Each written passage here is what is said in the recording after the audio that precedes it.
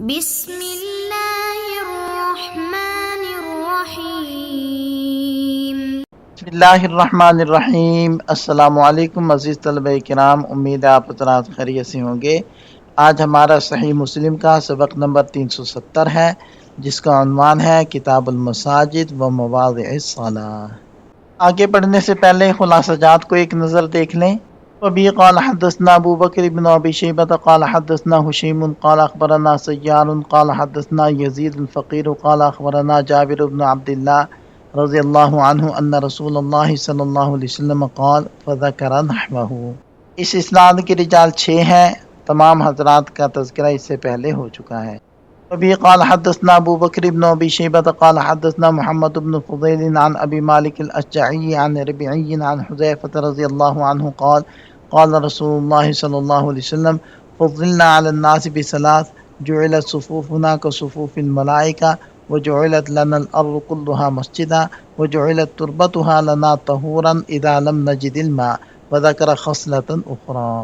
حضرت حذیفہ رضی اللہ عنہ نے فرمایا کہ نبی پاک صلی اللہ علیہ وسلم نے ارشاد فرمایا، ہمیں یعنی امت محمدیہ کو سارے لوگوں پر 3 باتوں سے فضیلت دی گئی ہے۔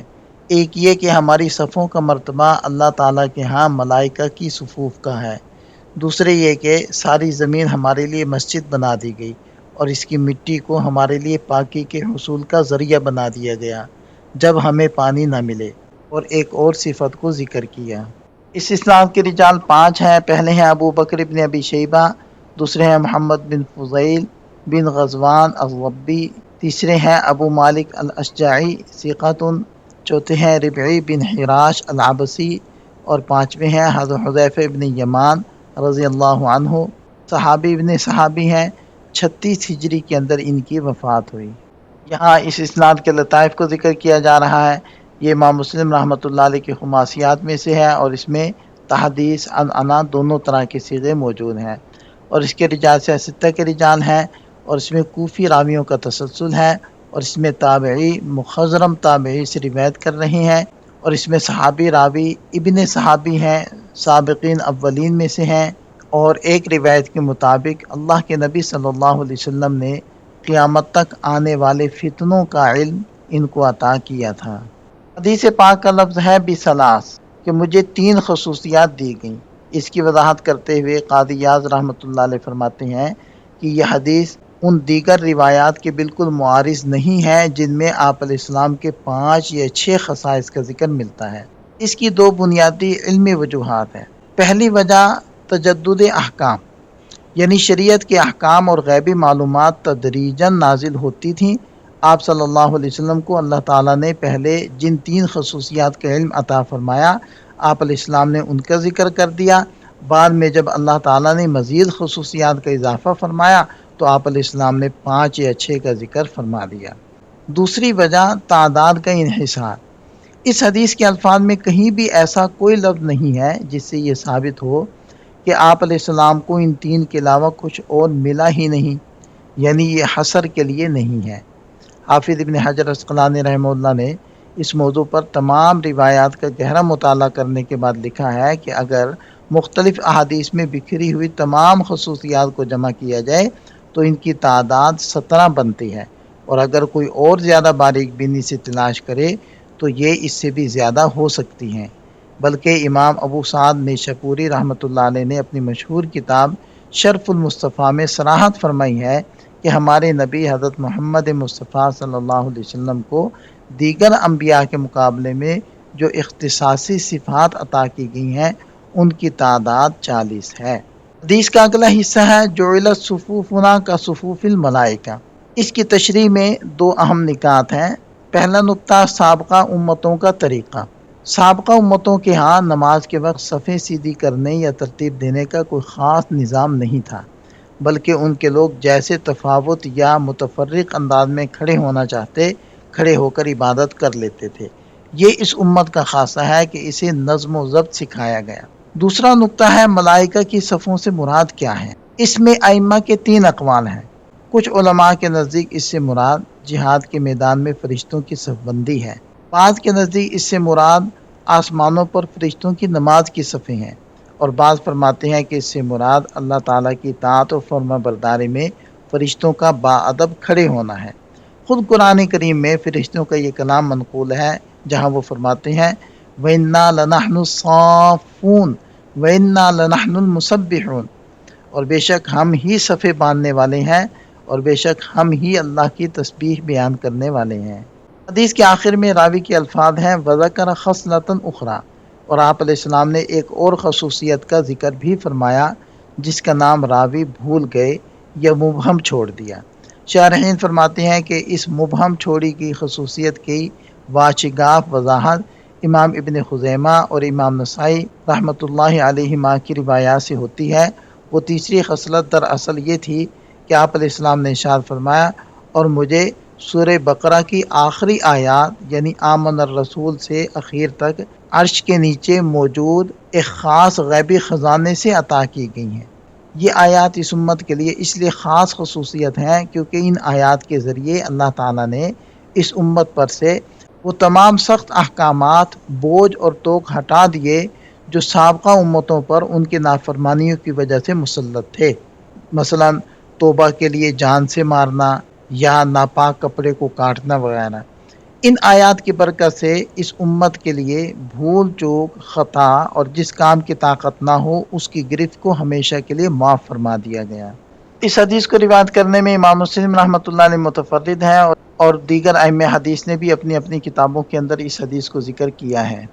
وفي قال حدثنا ابو كريب بن محمد بن العلاء قال اخبرنا ابن ابي زائدة عن سعد بن طارق قال حدثني ربيع بن حراش عن حذيفة رضي الله عنه قال قال رسول الله صلى الله عليه وسلم بمثله۔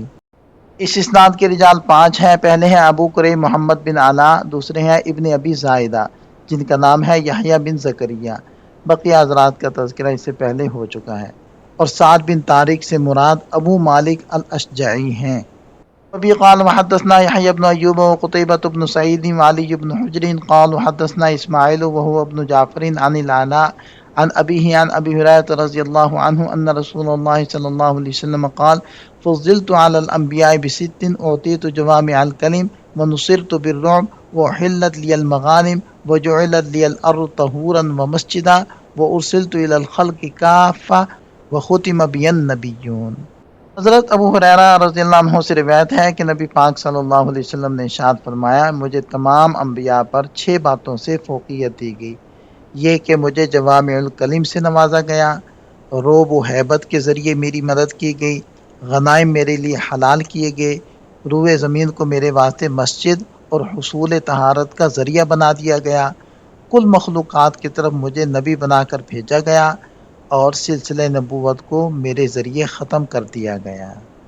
اس اسناد کے رجال 7 ہیں۔ پہلے ہیں یحییٰ بن ایوب المقابری ثقۃ عابد، دوسرے ہیں قتیبہ بن سعید، تیسرے ہیں اسماعیل بن جعفر بن ابی کثیر ثقۃ ثبت، چوتھے ہیں العلاء بن عبد الرحمن، اور 5ویں ہیں ان کے والد گرامی عبد الرحمن بن یعقوب، اور چھٹے ہیں حضرت ابو ہریرہ رضی اللہ عنہ۔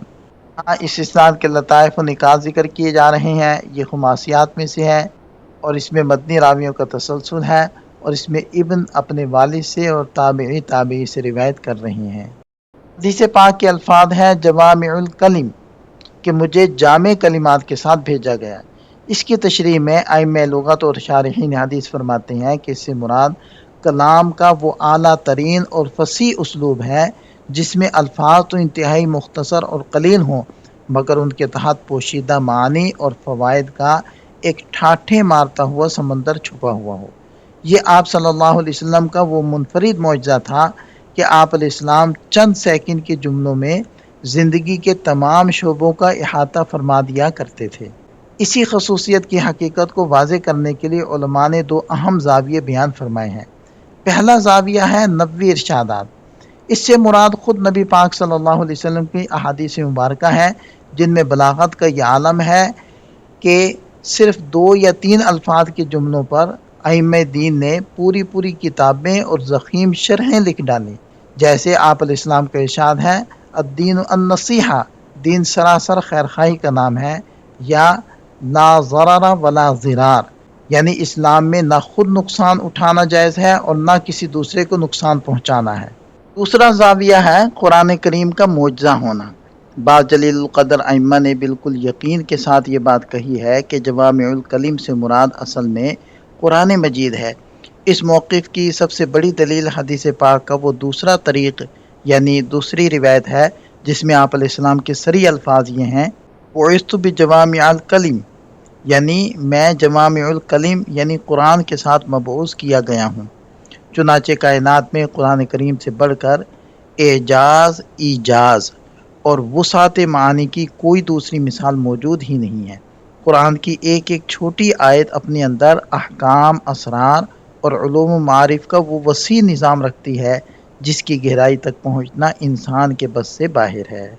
وبه قال وحدثني ابو الطاهر وحرملة بن يحيى قال اخبرنا ابن وهب قال حدثني يونس عن ابن شهاب عن سعيد بن المسيب عن ابي هريره رضي الله عنه قال قال رسول الله صلى الله عليه وسلم بعثت بجوامع الكلم ونصرت بالرعب وبين انا نائم اتيت بمفاتيح خزائن الارض فوضعت في يدي قال ابو هريره رضي الله عنه فذهب رسول الله صلى الله عليه وسلم وانتم تنتسلونها۔ حضرت ابو ہریرہ رضی اللہ عنہ فرماتے ہیں کہ نبی پاک صلی اللہ علیہ وسلم نے ارشاد فرمایا، مجھے جوامع الکلم کے ساتھ مبعوث کیا گیا، روب کے ذریعے میری مدد کی گئی، اور ایک بار میں محو خواب تھا کہ زمین کے خزانوں کی چابیاں میرے سامنے لائی گئیں اور میرے ہاتھ میں رکھ دی گئیں۔ حضرت ابو ہریرہ رضی اللہ عنہ فرماتے ہیں کہ نبی پاک صلی اللہ علیہ وسلم تو دنیا سے تشریف لے گئے اور تم زمین کے خزانے کُرید رہے ہو، یعنی فتوحات کے ذریعے خوب مال اللہ تعالیٰ نے مسلمانوں اور صحابہ کرام کو عطا فرمایا۔ اس اسناد کے رجال 7 ہیں۔ پہلے ہیں ابو طاہر احمد بن عمرو، دوسرے ہیں حرملہ بن یحییٰ التجیبی، تیسرے ہیں ابن وہب عبداللہ القرشی، چوتھے ہیں یونس بن یزید، پانچویں ہیں ابن شہاب محمد بن مسلم، اور چھٹے ہیں سعید بن المسیب بن حزن۔ اور حضرت ابو ہریرہ رضی اللہ عنہ کا تذکرہ سابقہ حدیث میں ہو چکا ہے۔ یہاں اس اسناد کے لطائف کو ذکر کیا جا رہا ہے۔ یہ امام مسلم رحمۃ اللہ علیہ کی سداسیات میں سے ہے، اس کے رجال ستہ کے رجال ہیں، اور اس سند کا نصف اول مصری راویوں کے تسلسل پر مشتمل ہے اور نصف ثانی مدنی راویوں کے تسلسل پر، اور اس میں تابعی سے روایت کر رہے ہیں، اور اس میں حضرت سعید کا تذکرہ ہے جو فقہائے 7 میں سے ایک ہیں، اور حضرت ابو ہریرہ رضی اللہ عنہ مکثرین 7 میں سے ایک ہیں۔ اس حدیث پاک میں یہ الفاظ ہیں کہ اتیت بمفاتیح، کہ مجھے چابیاں لا کر دی گئیں۔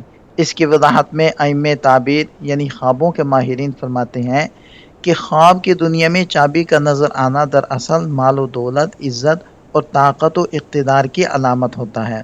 اگر کوئی شخص خواب میں دیکھے کہ اس نے چابیوں کے ذریعے کوئی بند دروازہ کھول دیا ہے تو اس کی تعبیر یہ ہے کہ وہ کسی طاقتور یا با اثر شخصیت کی مدد سے اپنے مقصد اور حاجت کو پالے گا، اور اگر کوئی شخص یہ دیکھے کہ اس کے ہاتھ میں بہت ساری چابیاں تھما دی گئی ہیں تو اس کا صاف مطلب یہ ہے کہ اسے بہت عظیم اقتدار، سلطنت اور قوت حاصل ہونے والی ہے۔ چنانچہ نبی پاک صلی اللہ علیہ وسلم کو خواب میں چابیوں کا دیا جانا اس بات کی کھلی الہی بشارت تھی کہ آپ علیہ السلام کی امت کو دنیا کا اقتدار اور مادی وسائل حاصل ہونے والے ہیں۔ حدیث کا اگلا حصہ ہے خزائن الارض۔ اس سے کیا مراد ہے؟ اس میں شارحین حدیث نے بڑی خوبصورت علمی توجیحات پیش کی ہیں۔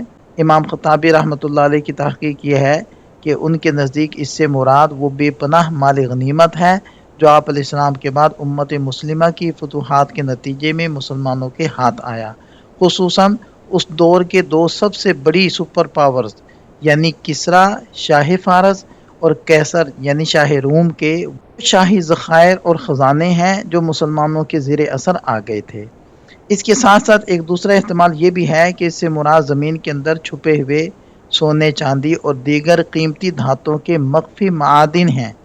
دیگر شارحین فرماتے ہیں کہ اس لفظ کو کسی ایک چیز تک محدود کرنے کی بجائے اپنے عام اور وسیع معنی پر محمول کرنا چاہیے، یعنی اس سے مراد ظاہری فتوحات، مال غنیمت، زیر زمین معدنیات اور دنیا کے وہ تمام مادی وسائل ہیں جو اللہ نے مسلمانوں کو عطا کیے۔ آگے فرمایا کہ وَأَنْتُمْ تَنْتَسِلُونَهَا، اس کا مطلب ہے کسی چیز کو اندر سے کھود کر یا الٹ کر باہر نکال لینا۔ عربی زبان میں یہ لفظ مختلف جگہوں پر بولا جاتا ہے، جیسے نسلا کنانتہ، اس کا مطلب ہوتا ہے کہ اپنے تیر دان کو الٹا کر کے اس کے سارے تیر باہر نکال لینا۔ نسل جرابہو یعنی اپنے توشے دان یا تھیلے کو جھاڑ کر اس کی تمام اشیاء باہر نکالنا۔ نسل البئر یعنی کنویں کی صفائی کرتے وقت اس کے اندر جمی ہوئی مٹی اور گند کو باہر نکال پھینکنا۔ لہذا حدیث پاک میں امت کے حق میں اس لفظ کا مطلب یہ بنتا ہے کہ تم زمین کے ان خزانوں کو پوری طرح کھود کر اور الٹ پلٹ کر باہر نکال لو گے اور ان مادی وسائل سے بھرپور فائدہ اور لذت اٹھاؤ گے۔ یہ نبی پاک صلی اللہ علیہ وسلم کی ایک ایسی سچی پیشن گوئی تھی جو تاریخ عالم نے حرف بحرف سچ ثابت ہوتے دیکھی کہ عرب کے صحرا نشینوں نے قیصر و کسریٰ کے خزانوں کو نکال کر دنیا میں عدل و انصاف کے ساتھ پھیلا دیا۔ وبه قال وحدثنا حاجب بن الولید قال حدثنا محمد بن حرب عن الزبیدی عن الزہری اخبرنی سعید بن المسیب وابو سلمة بن عبد الرحمن ان ابا ہریرہ رضی اللہ عنہ قال سمعت رسول اللہ صلی اللہ علیہ وسلم یقول مثل حدیث یونس۔ اس اسناد کے رجال 7 ہیں۔ پہلے ہیں حاجب بن ولید، دوسرے ہیں محمد بن حرب الخولانی، تیسرے ہیں الزبیدی محمد بن ولید اور چوتھے ہیں ابو سلمہ بن عبد الرحمن، اور بقیہ حضرات کا تذکرہ سابقہ سند میں ہو چکا ہے۔ وبه قال حدثنا محمد بن رافع وعبد بن حمید قال حدثنا عبد الرزاق قال اخبرنا معمر عن الزہری عن ابن المسیب وابی سلمة عن ابی ہریرہ رضی اللہ عنہ عن النبی صلی اللہ علیہ وسلم بمثلہ۔ اس اسناد کے رجال 8 ہیں۔ پہلے ہیں محمد بن رافع القشیری، دوسرے ہیں عبد بن حمید، تیسرے ہیں عبد الرزاق، چوتھے ہیں معمر بن راشد۔ وبه قال وحدثني ابو الطاهر قال اخبرنا ابن وهب عن عمرو بن الحارث عن ابي يونس مولى ابي هريره رضي الله عنه انه حدثه عن ابي هريره رضي الله عنه عن رسول الله صلى الله عليه وسلم انه قال نصرت بالرعب على العدو واوتيت جوامع الكلم وبين انا نائم اوتيت بمفاتيح خزائن الارض فوضعت في يدي۔ اس اسناد کے رجال 5 ہیں۔ پہلے ہیں عمرو بن حارث بن یعقوب، دوسرے ہیں ابو یونس حضرت ابو ہریرہ رضی اللہ عنہ کے آزاد کردہ غلام، بقی حضرات کا تذکرہ ہو چکا ہے۔ وبه قال وحدثنا محمد بن رافع قال حدثنا عبد الرزاق قال حدثنا معمر عن حماد بن منبه قال هذا ما حدثنا ابو هريرة رضی اللہ عنہ عن رسول اللہ صلی اللہ علیہ وسلم فذكر احادیث منها وقال رسول اللہ صلی اللہ علیہ وسلم نصرت بالرعب واوتیت جوامع الکلم۔ اس اسناد کے رجال 5 ہیں۔ پہلے ہیں حمام بن منبہ، بقیہ حضرات کا تذکرہ اس سے پہلے ہو چکا ہے۔ یہاں ان احادیث سے حاصل ہونے والے چند فوائد و نکات ذکر کیے جا رہے ہیں۔ یہاں ہمارا سبق مکمل ہو جاتا ہے۔ ایک نظر خلاصے کو دیکھ لیں۔ سبق سے متعلق چند سوالات ہیں، ان کے جواب تحریر کریں۔ ملتے ہیں نئے سبق کے ساتھ۔ اللہ تعالیٰ ہم سب کا حامی و ناصر ہو۔ دعاؤں میں یاد رکھیے گا۔ السلام علیکم۔